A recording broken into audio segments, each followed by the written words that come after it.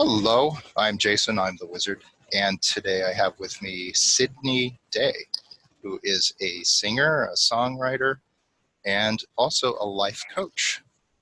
It's like, hi, Sydney. How are you? Hello, I am good. Thanks for having me. Absolutely, absolutely. And singer, songwriter. Those are like passion projects, right? As far as you, where is it that you perform? That you sing in normal times as far as like in the lockdown, not a lot of like going out to clubs or wherever, but tell me a little bit about that. Yeah. Right now it's in my bedroom. Um, but normally, so for the past 6 or 7 years, I've actually been performing mostly in a duo. So it's myself and my friend Pat, and we both sing and play guitar. And so we kind of have been doing this thing where we do a lot of cover music, acoustic cover music. And we've been playing all over kind of the greater Seattle area. And so wineries are really a big one for us, coffee shops, bars, restaurants. And then the last 2 years or so, we've been doing a lot more private events. So stuff like weddings and business parties, um, holiday parties, and all that good stuff. And so that's been really awesome and a great kind of stable thing to count on. And then also the last maybe 2 years or so is when I started going out and doing my own stuff. And that's more where I see the artist side of me come out, where I'm trying to write more originals and perform those as me, right? Not as the group. Yes, yeah. So yeah, it's like when you're doing weddings and playing clubs and all that, it's a little harder to do the sell of the original artist as opposed to, yeah, it's like we want to hear, like, specifically these type of popular songs, entertain the crowd. Yeah. When you're doing like other people's songs, do you look to kind of mimic that artist, or do you just like to do your own thing, your own take on it, even though it's a popular song, but you add your spin on it? Oh, definitely. I think it's really fun. I love doing covers for that reason, because you can take a song that's already awesome and then take it and make it your own in your own unique, awesome way. And I think that's just the coolest thing ever. And it's fun to play with, and it helps that we do all acoustic stuff. So naturally it's kind of built in that it's going to sound different than the original. We're playing these produced pop songs and now we're stripping them to acoustic. Yeah. But I think the fun in it for me of that part is just, it's important to me to like connect with the music and feel the emotion involved. And that's really like why I'm doing it and what I do it for. And so finding that piece in every single song I do that means something to me. And then from there is how I figure out how I want it to come across. And that's really the fun part. Yeah. Do you choose from a wide range of popular music, from like something that was popular in the 50s, the 60s, 70s, to, what's popular now? Yeah. You like cover a whole range? Yeah, we really do it all, especially when it's the two of us. Mm-hmm. Because Pat has been playing in bands his whole life, and he was playing in like classic rock bands, and they all did covers. So Yeah. he's bringing all of that stuff in. So we do like Bon Jovi, the Beatles. We have some other artists like Elton John. Some What are you older doing stuff. as far as an Elton John song? What Elton John song are you covering? Well, actually, Pat sings those ones, so I don't think I've sung an Elton John one, but I play them. Candle in the Wind, Mhm. and there's a couple. I'm blanking on their names. Rocket Man. Yeah, that's a big one. Rocket Man. I think of like the William Shatner version of Rocket Man. I have no idea. Oh my God, you're in for This a something I treat. need to, this is something I need to watch. Yeah, YouTube William Shatner doing Rocket Man, and you'll go like, "Oh my God, my mind is blown." I believe it. I can't even picture it. When you sing a Beatles song, do you have like a slight like British accent? Do you like? I think all British singers have a slight American accent when they sing, or like the accent goes away, right? In songs. It can. Yeah. Feels Yeah, it like it. can. You think the producer is riding them to say, hey, like, ixnay on that Liverpool sound or that British Right? sound. It's like, I don't know. I've wondered about that so many times. Like, is it on purpose, or is it this is just kind of naturally, like when you're singing, it's just a different sound in a different like way that you say words, that it's almost just like, I mean, they say it's a universal language, but maybe it really does just erase our accents. I think certain words too, they have like how you say them, that they will like make the accent like more accentuated. Yeah. You know, it's funny because like I've started when I was a teenager, like singing Beatles and all that, and my approach was like, oh, I have to like make it sound like the song, and it was like very much about like capturing something, that essence that the original artist was putting into it in order to perform it. And it wasn't until later that it's like I gave myself that permission just to like, you know what, screw it, do you, bring what it is that you're going to bring to it. And Yeah. and that's I think a thing of confidence, of experience, where you make it okay to express yourself in that song. It's enough, right, to do that. Hmm. Well, and you can really do both. Like, I think you can keep the essence and what makes the song great already, while also putting your spin on it. I don't think it necessarily has to be one or the other. You're taking a song that's really already great and keeping most of the great elements and just putting your little spin on them. That's how I see it. You're not erasing any of the greatness, I don't think, by Right. making it your own. So how did being a musician, being an artist, like how has that led to life coaching? Yeah, that's a good question. And it's kind of a long-winded story because they go together and they're intermingled a lot, but at the same time, they were always two different paths.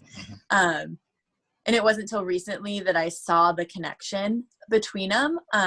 But when I was young, maybe beginning of high school age, I always had these two passions. I wanted to be a counselor, actually, and I wanted to study psychology and become a mental health counselor. Like, I knew that's what I wanted, but I also really wanted to do music. Right. And it was almost at that age, it was like me rationalizing, like, music is the pipe dream, counseling is the realistic thing. Like, that's how I saw it at that age. It was like real world versus fantasy. Sure. Which, and were you that go-to person as far as like your friends and all that? Sydney, I've got a problem. yeah, Help me. yeah.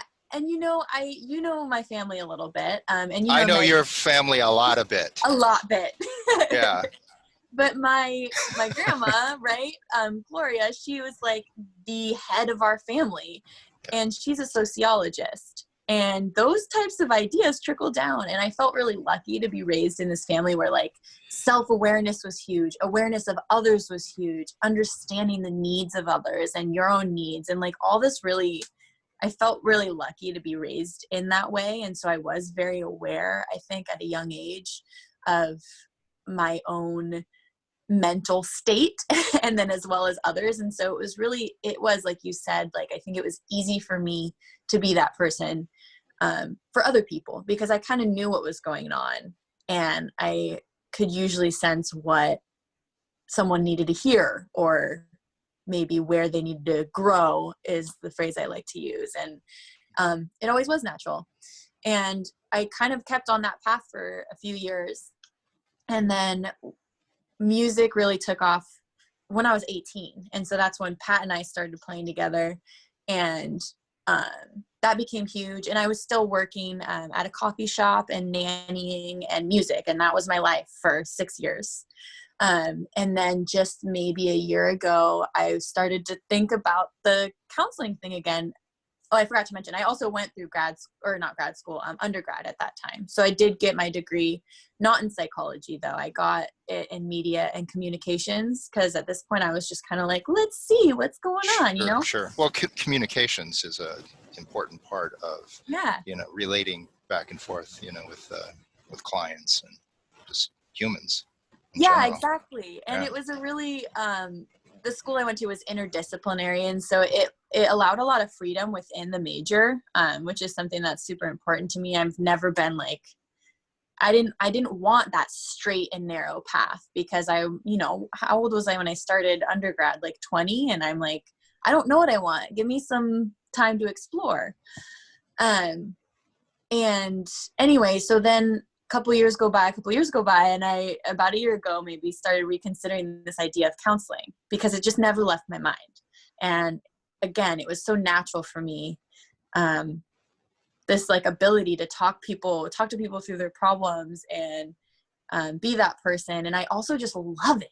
It's not just that natural part, but it's just like, I love it. I love those conversations. I love thinking about what's going on in here. And I love the moment of when you're talking to someone and you see that light bulb go off in their head and they're like, oh my gosh. And then, it's just amazing. And so I actually applied to graduate school for clinical mental health counseling in Seattle.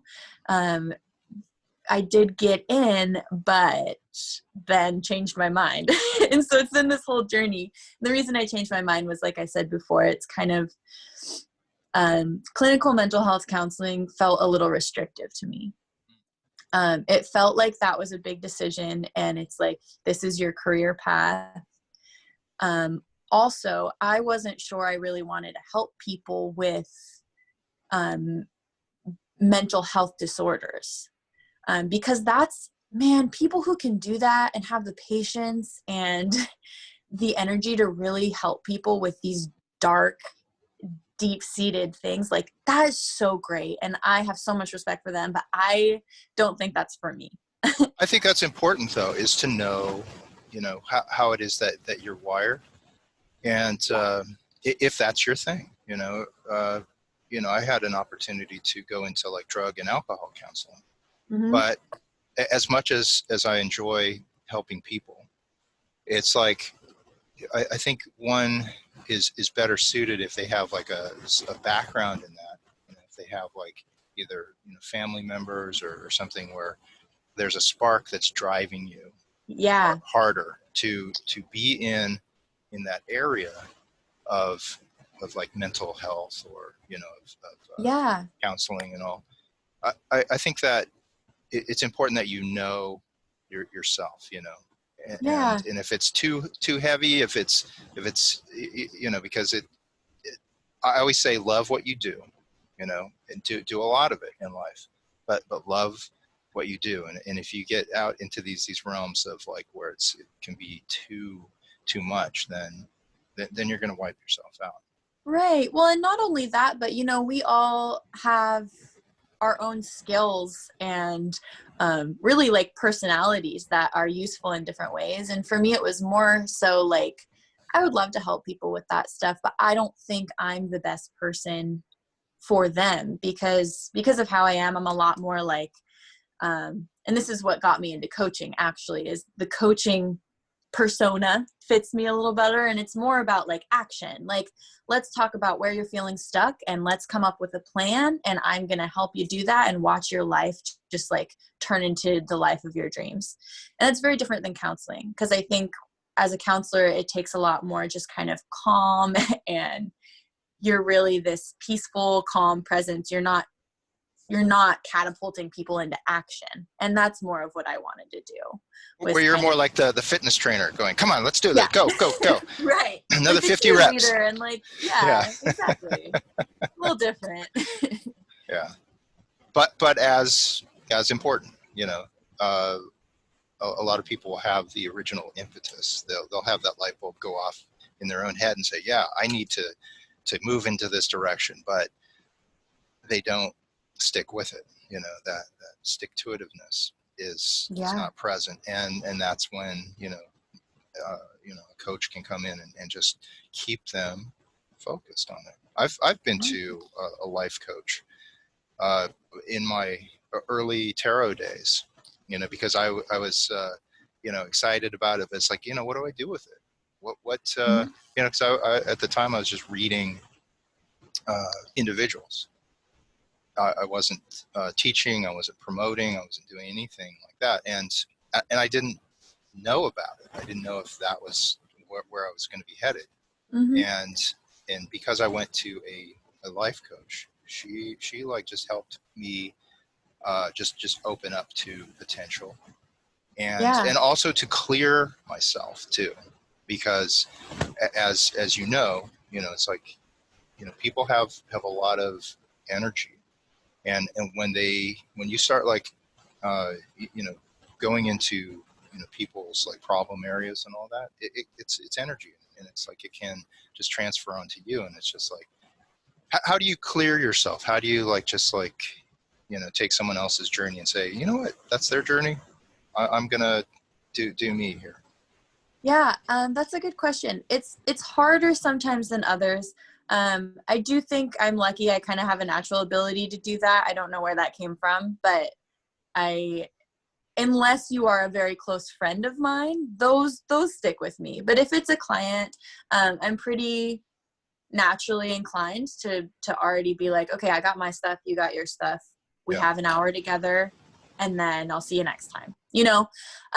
But I think there are important things that you can do, because sometimes it's not that easy. And I definitely do, like, before and after sessions, I have about 10 minutes to myself to just kind of, I do meditations, and that's big for me. So beforehand, it's really to get in that mindset of,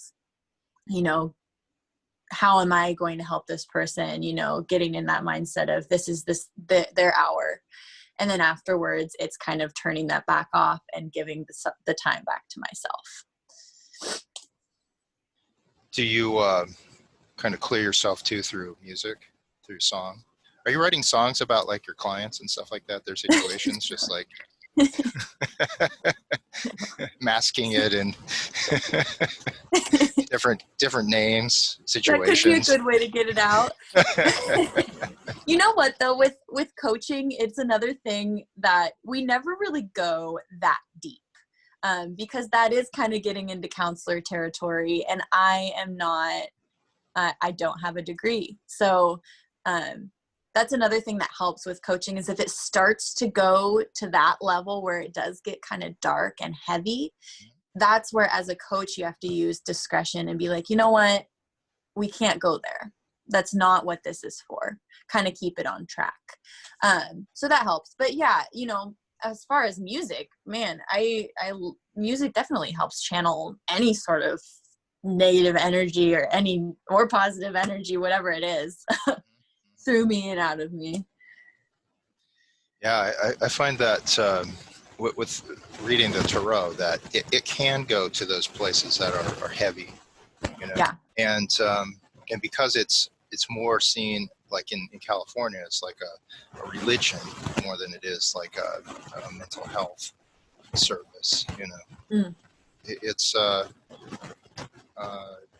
it's like can be a spiritual place, and so Yeah. And it is important to know how it is that you're wired, and just down the road too, it's like you may find that you want to train yourself more in those deeper, darker areas. If that's your calling, it's important to listen to your calling, and to open up to that. I've been seeing like this lockdown, this quarantine, this great pause that we're in, that there's opportunity to look at areas within yourself and say, it's like, what's the next step? Where do I want to go? If people are questioning and they need help in that, where can they find you? Yeah. So you mean if someone's looking to sign up for some sessions? Yeah. So asking? some life coaching, if they're just wanting to make sure that they stay on track.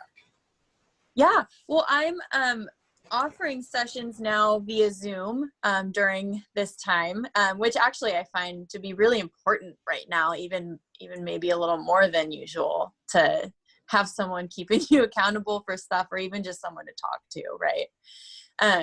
So I am offering that, and the best way to like actually schedule a session with me right now is going to be on my Instagram page, which is Sydney Day Music, and I'm available on there via email. My email's on there, or just a message on the page. And I do about hour-long sessions, but I'm happy to do kind of a 15-minute phone call with people before they actually sign up to see if it's a good fit and something they want to do.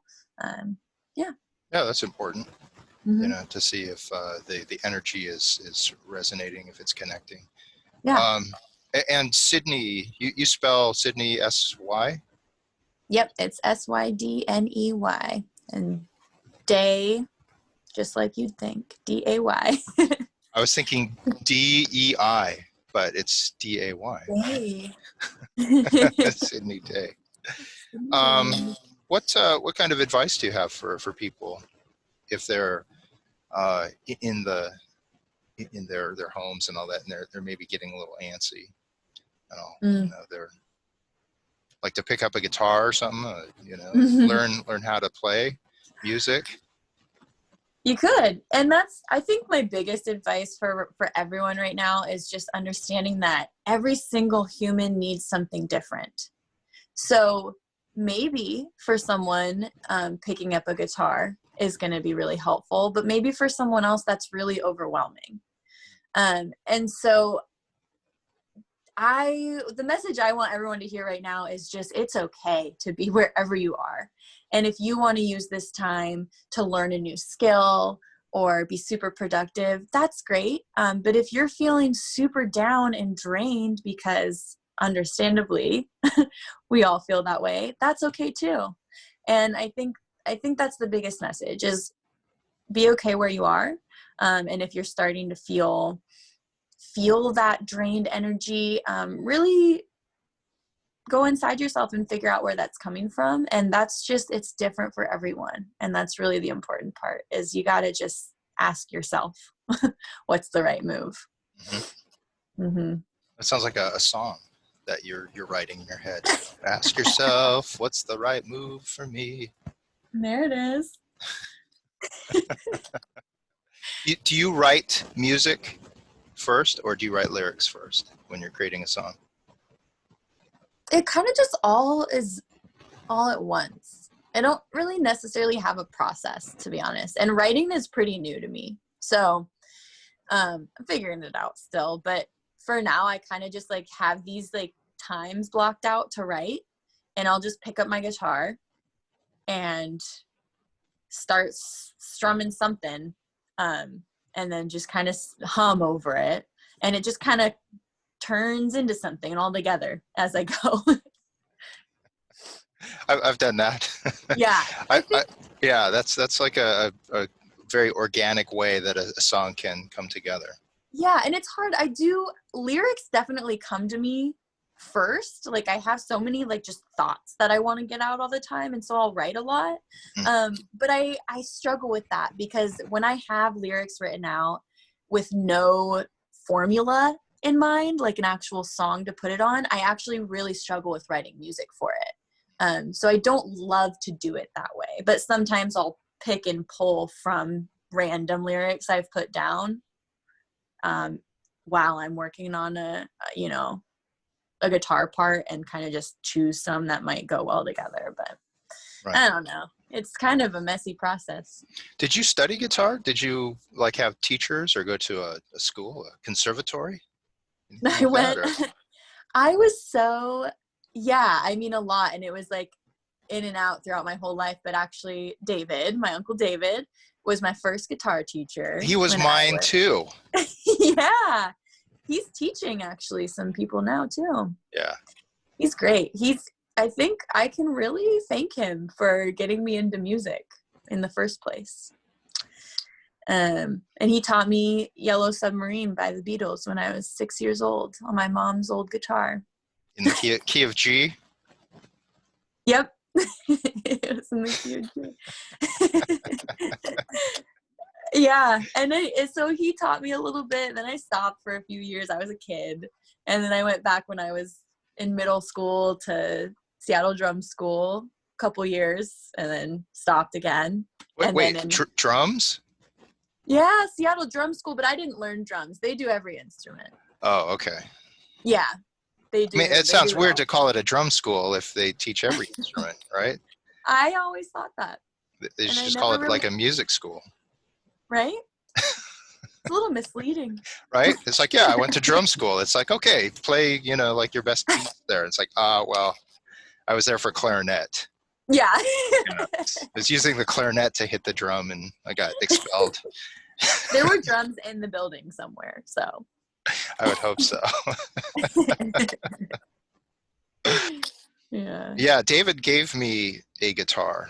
He gave me this really crappy acoustic guitar with nylon strings, and I learned the basic chords on that and began writing songs.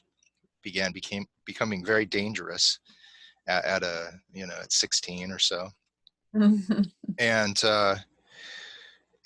his style, because he played banjo, he played guitar. It was like he was like very just always going to be a better guitarist than me. So He's just the best.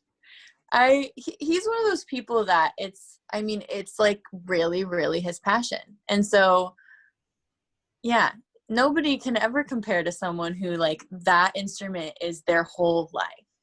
I mean, yeah, yeah, it's amazing. yeah. And that's the thing too about like inspiration, right? It's like, looking to see who are like heroes in that sense of people who are dedicated and all, Mm-hmm. and looking to aspire to what it is that you're creating for yourself, and to really either find those people who are doing the work, and just really going for it. Who is it that as far as like in the life coaching and all, are there practitioners like doctors and stuff like that you follow, that you look to see their work? Yeah, there's so many people that I really respect in the realm, and they're not all coaches, but they're at least in that world. Some people who are like speakers, or anyway, there's a woman named Danielle Bryan. Mm-hmm. She was also huge in my development as a coach, because I reached out to her after I heard her interviewed on a podcast. She is a coach. And I reached out to her on Instagram and was like, hey, I'm thinking about maybe doing this. Can I talk to you? And she gave me, an hour of her time to just chat with me about what it's like and what her journey's been. And it was awesome. And it kind of really catapulted me into that world, because I loved seeing her passion and hearing her story. And so I really look up to her as a coach. And then I really like a lot of the ideas that, I don't know if you've heard of Dr. Joe Dispenza. He's not necessarily a coach, but he does workshops, and he does a lot of talks and podcasts and writes books. And it's all about how we get to control. We have the power to control our own mind. And by controlling our own mind, we get to create our life in the way we want to. It's really kind of the idea of like the law of attraction is kind of the basis of what he talks about, but he really goes deeper into a lot of the science. So, cause I know a lot of people hear law of attraction and think it's super woo woo, which I actually really love that. Mm-hmm. But a lot of people have trouble digesting that. And so that's what I really love about Joe Dispenza is he takes this woo woo and gives it a practical application for people who are struggling with digesting that. He can be like, well, hey, here's a whole bunch of science. Yeah. People want to know how they can apply it, and they want to see results. Mm-hmm. And they want to make sure that if they're investing in a mindset, for themselves that they're gonna kind of have benefits from it. Yeah. And yeah, I mean, it's interesting to see how to, um, where people can kind of change their life by uh, taking a different approach towards it, of Mhm. changing their perspective towards it. And Mhm. I mean, it's fascinating stuff. So when are you doing like your podcasts and inspirational talks? Is that down the road for you? Yeah, I've considered doing podcasts. It's not high on my priority list right now. Um, I'm interested in it, but I definitely, you know, would want it to be something. I don't want to do anything half-assed, I guess is what I'm saying. So Mhm. it would be something I'd want to really put a lot of thought into what message I would want to be putting out into the world in a podcast, and what that would look like. Um, yeah, Okay. Well, give yeah. yourself a couple of weeks. Couple weeks. When I was, again, before I went to the life coach, I had no, like, aspirations towards, teaching and doing my own radio show and doing interviews and all that. But Mhm. it's like, when you open up to it, it's like, man, oh man, it's like you can travel and you can do like a lot of stuff. So, Yeah, it's about being yeah, open to it, and just, seeing where it takes you, and Mhm. seeing where you take it, yeah, and like kind of go hand in hand with it. And yeah, and allowing. yeah, That's a big one. yeah, Hmm. allowance. I find I use that word a lot, Hmm. because giving oneself permission is like a huge step in getting what it is that we want. Thank you, Hmm. thank you, Sydney, for taking time out in your lockdown to come and share, you know, with us. And again, Sydney Day, you can be found at Sydney Day Music on Instagram. And Hmm. if you want to sign up for life coach sessions, uh, if do you just take requests if people want to pay you to, like, where you sing them a song? No, can do that. I'm glad you asked, because I am starting a new series on my Instagram page. It's going to be on Tuesdays. I'm going to be posting a cover on Tuesdays of something that someone has requested. So, See, that's my psychic ability, like, meant to coming to the be. fore. Yep. Fantastic. Yep. And I'm going to start doing, I have kind of a plan coming up here starting in May. So it'll be Tuesdays will be the covers. And then Sundays, I'm going to be doing live streams on my Instagram as well. So people can come for coaching or for music. Coaching or music? Yeah, or both. Sydney Day, thank you so much. Have a blessed week, and you know I hope that your family is continues to be blessed, and I'll Yeah. have a deep love for the your family. So Yeah. Thank you so much.